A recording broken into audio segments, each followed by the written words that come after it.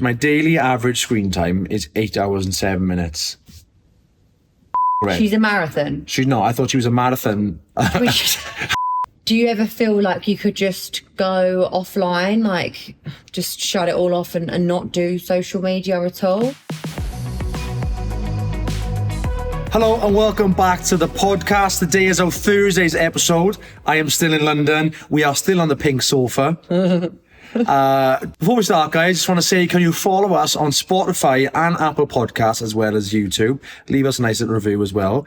Later on in the episode, we will be discussing our listener questions. We've got some juicy ones, some funny ones. But before that, we've got a little article which we've been looking at.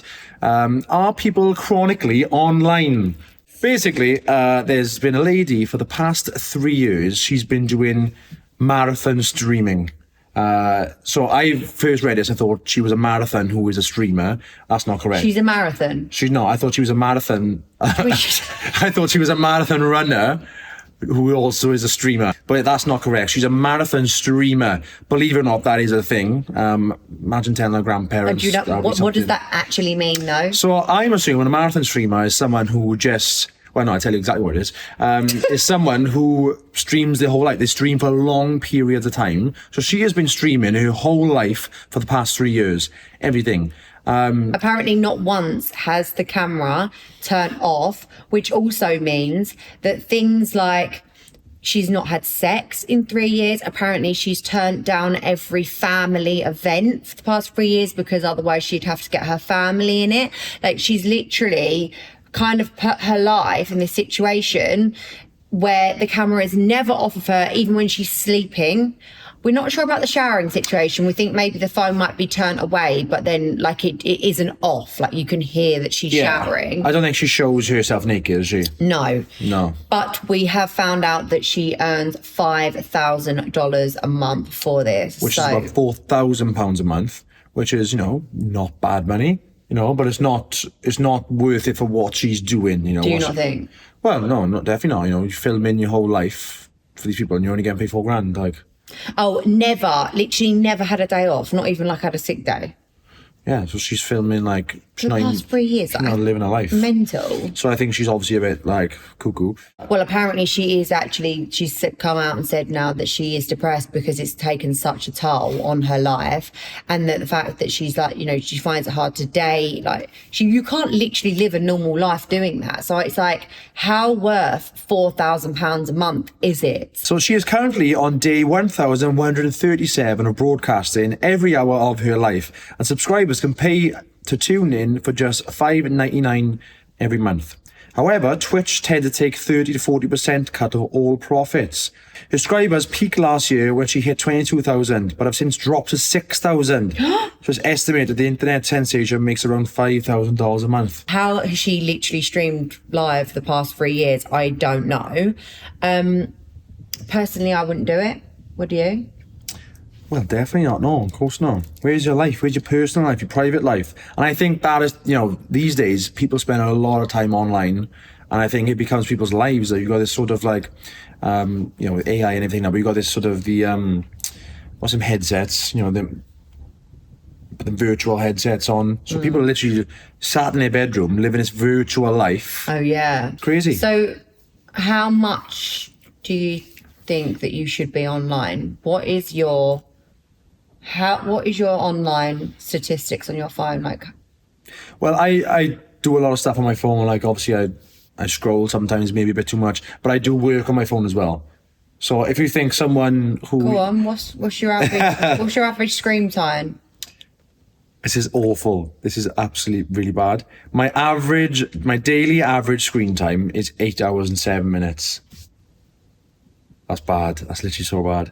But if you think of someone who works in an office... You might as well be live streaming. I may as well be live streaming my whole life. But if you think of someone who works in an office, they're on their laptop for 8 hours. Liam, you cannot compare yourself to someone who's working in an office on their laptop all day to you. What are you doing for 8 hours on your phone? Well, you know me. You're not working for 8 hours. If I got a job or a video which I need to edit, it takes me a good 2 hours to edit that video. Fair, 2-3 hours. Liam is, you're a bit of an overthinker, and when he comes to editing his content, you know, I do mine very quickly because I find it very boring. But like, you will edit for hours. I'll do it for hours because I'm just like... Choosing a song. No, this is why. It's because you're so indecisive. Very indecisive. Like, you can't even choose like what you want for dinner or like what movie to put on. So like choosing a song to go over your reel, that in itself would take an hour. Yeah, it does. I go through about 100 songs, watch the reel over and over and over again from start to finish with that new song in it. Liam, I don't do that. What? I don't do that. What app is it that you use the most? What's the details? WhatsApp, Instagram, and Snapchat. No TikTok. Oh my God, TikTok's not even on there. I don't use TikTok really. So like today now, I've been on Instagram for 35 minutes.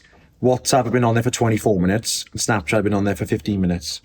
My daily average is 4 hours, 51 minutes. See, because she's quicker at doing stuff on her phone and... So my highest, most used is TikTok at 4 hours, 4 minutes, which TikTok. Actually means the rest is 50 minutes of everything else. So my highest app is TikTok. Yeah, But that's just so true though. I can go on TikTok, I will just be like watching videos and laughing my head off. Yeah. On that subject of spending too much time on your phone, and like online, how much do you think like you should share online in terms of maybe like relationship, or like what do you think the limit is of posting and sharing things online? Well, I think if you're in a relationship, I think, you know, you should show. I don't get when people are in a relationship but they don't post their partner and say, oh, I don't post my private life, but then you post every other bit of your life apart from them. So I think like you obviously like, you either post a lot about everything or you don't post at all. Yeah. For us, like obviously it's a work platform as well. Instagram is a work platform. So I think that I post you a little bit less now because... Cheers. Well, yeah, because I want to try and post other stuff, you know, for my work, whereas I post you all the time. It's just like... Snapchat, I think, is probably... where we show most of ourselves. Yeah, I'd say Snapchat is where I post more every day. I post on Snapchat every single day. Yeah. Whereas Instagram, I might not post every day, and neither do I on TikTok. But Snapchat, I post all hours of the day, right? Because, I don't know, it's a bit more chill vibes. But then I'd say I spend most of my time looking is TikTok and Instagram. Yeah.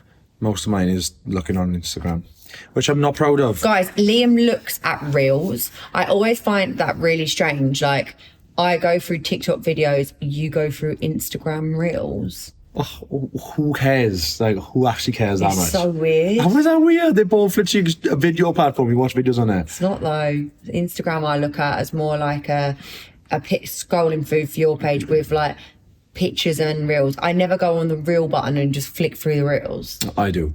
That's all you do. Yeah. Because you don't go on TikTok. I know, I literally just scroll through Instagram. But then it means that whenever a TikTok trend comes up where like a prank of your boyfriend, I will always get Liam because he would not have seen the prank. Yeah, I don't really go on TikTok. I don't see the pranks.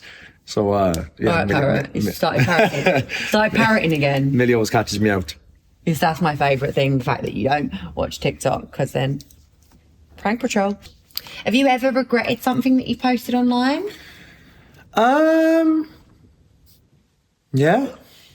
What's that? One of my first girlfriends. What do you mean? I wrote on Facebook.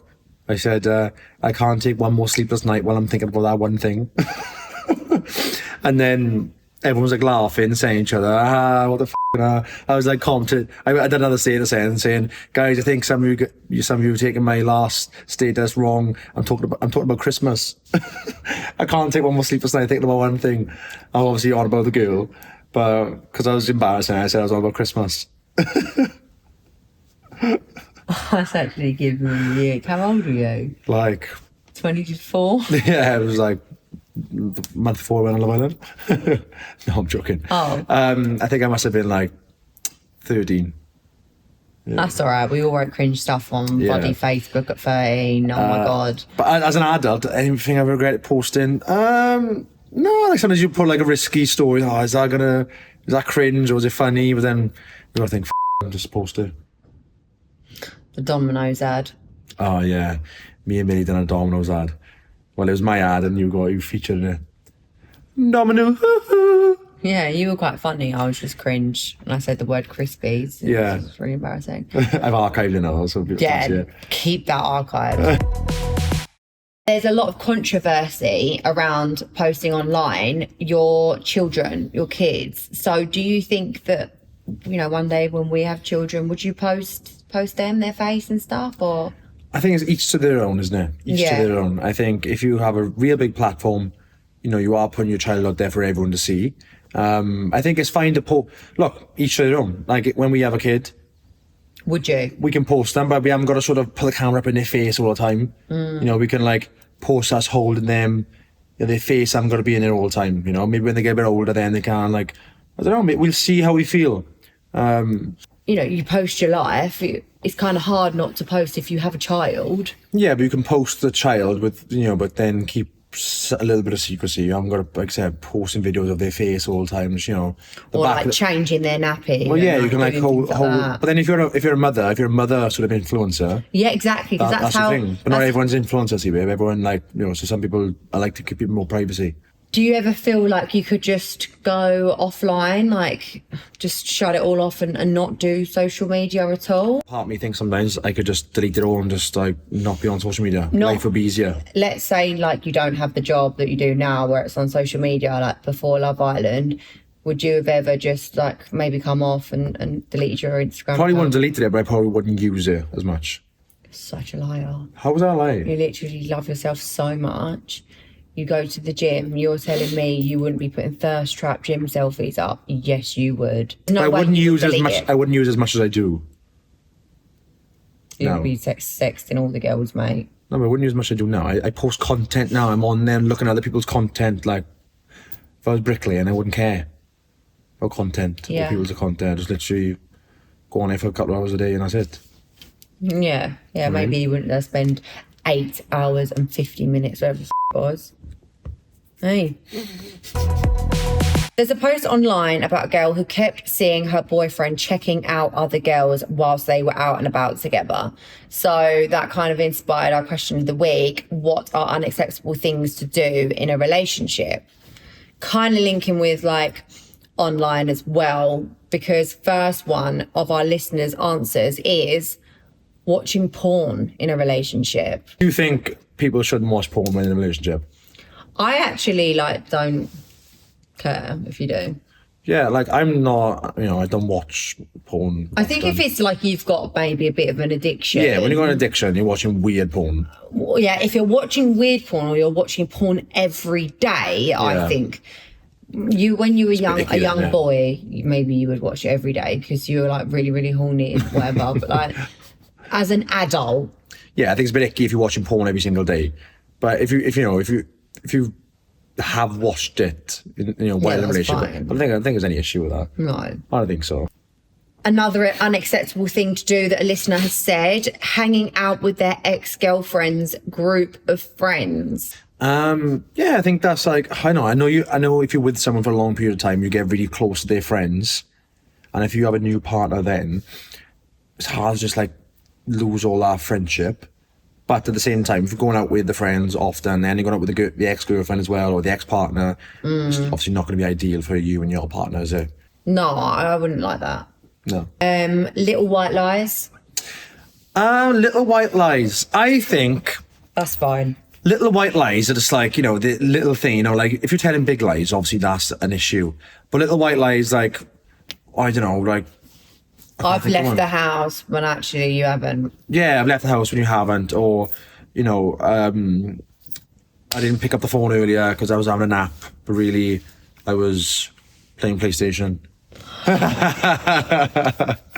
Which I don't do, by the way. Or something like... Yeah, what else? I can't think of anything else. I don't white lie. White lies are fine, I think. Yeah, not too many though. Well, no, that would be weird. Like white lies over like... Just can't be bothered, like, for... No, but you're like white lies about like, what time you came in after a night out, or where, like, where you was. Them white lies aren't ideal. But white lies about like, I'm making dinner when you're doing something, like, just little stupid stuff, like, harmless. Okay, we get the point. Setting me a curfew when to come home when I'm out with my friends. That's weird. Yeah, I think that's... Just don't need to set a curfew. No, but also, if you've got a partner, you don't be coming in at like 5 a.m. and no explanation of where you've been either. Like, you got a... No curfew, but also, you know, you have got a partner, so you're not going to be doing... You know what I mean? Yeah, but like, say I come home with my mates at 2 a.m. and then we stay up till 4 or 5 a.m. drinking, like, and I told you that. I can do that. I can stay up till 5 a.m. You ain't telling me you've got to go to bed. I'm not telling you. Good. I'm not telling you. That's what he's saying, is telling her she needs to be home by this time, like it's her dad. Excuse me, why are you saying telling her?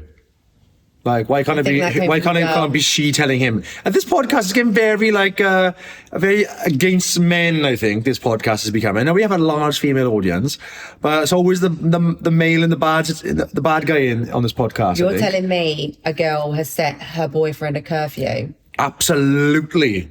That probably is very common. That actually probably happens a lot. Yeah. Yeah. Well.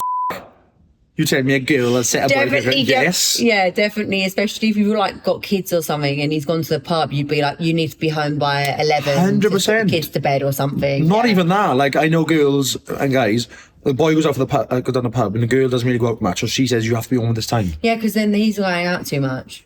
He's not. Joking. He's actually trying to have a social life with his friends, and moody in a house. Right, okay, being at their house all the time and hanging out with their family, but they don't come to my house to hang out with mine. Yeah, obviously you got to do it both sides, isn't it? 50-50. Yeah, that's 100%. That's wrong. That's unacceptable. Don't let them do that. But sometimes though, like the one side of the family might be really fun, and the other side of the family is boring, and Yeah, if you've got a shit side of the family, then it's like getting a bit doom and gloom. You've got to see them all the time, but they have to see them sometimes. Yeah, make the effort. Yeah. Okay, buying a sweet treat at the shop and not getting anything for me. Completely unacceptable. Don't ever do that. I always get you something. But even when I say, do you want something, and you say, no, I don't want it, then you'll still have it. You know that I should still have it. Yeah, surprise me with something. To be fair, I do ask sometimes, I don't want nothing. But then when you go on, just a little surprise. Cute, isn't it? It's like, I didn't say I wanted that, but actually I could have quite done with a bag of squashies. What I come home to? What did you come home to? Yes, I came to the house yesterday, and I had this lovely new candle for Millie, bouquet of flowers. If you listen to our episode the other week as well, she said, "Oh, you don't do no nice gestures. You're not romantic." So, guys, I'm the nice gesture king. No. So that clip went pretty viral about how I said he doesn't do small gestures. So guess what? I haven't seen you in a while because I've been away. About 10 days.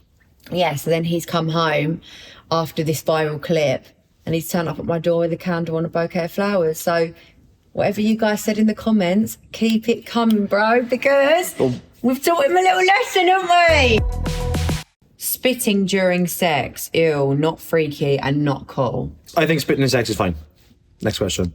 And also, that is personal preference. That's not unacceptable completely. Like, that actually, some people like getting a bit freaky and down with it. All right, apply for a job in France and telling me a week before leaving indefinitely. Well, they obviously didn't want to be together then, did he?